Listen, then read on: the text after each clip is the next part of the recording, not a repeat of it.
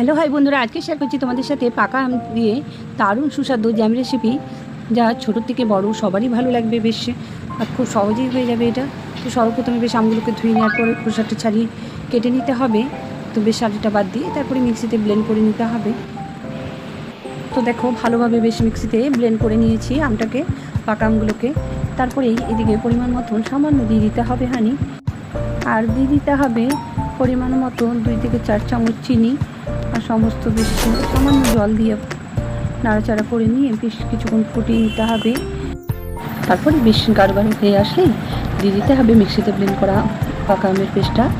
তারপরে বেশ যতক্ষণ না বেশ শুকনো শুকনো হয়ে যাচ্ছে ততক্ষণ নাড়াচাড়া করে নিতে হবে।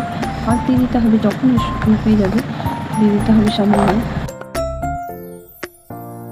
তো তোমরা অনেকেই জানো, দেখো সামান্য মিষ্টিটা দিয়ে দিলাম। তো আবারও বেশ নাড়াচাড়া করে নেবো ভালো করে। তারপরে বেশ একদম ঘন শুকনো হয়ে আসলে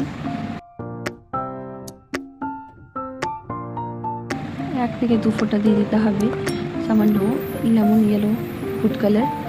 এটা দিলে বেশ ঠান্ডা হয়ে গেল, বেশ কালারটা বেশ ভালো থাকে, আর এটা প্রিমিয়াম কালার। পরে বেশ আবারও নাড়াচাড়া করে নেবো বেশ যতক্ষণ ঠান্ডা হয়ে যাওয়া পর্যন্ত। তারপরে ঠান্ডা হয়ে গেলেই একটি কাচের জার বা প্লাস্টিকের জারের মধ্যে স্টোর করে রেখে দিতে হবে। তো স্টোর করে রাখার জন্য কাচের জারটাই বেটার হবে।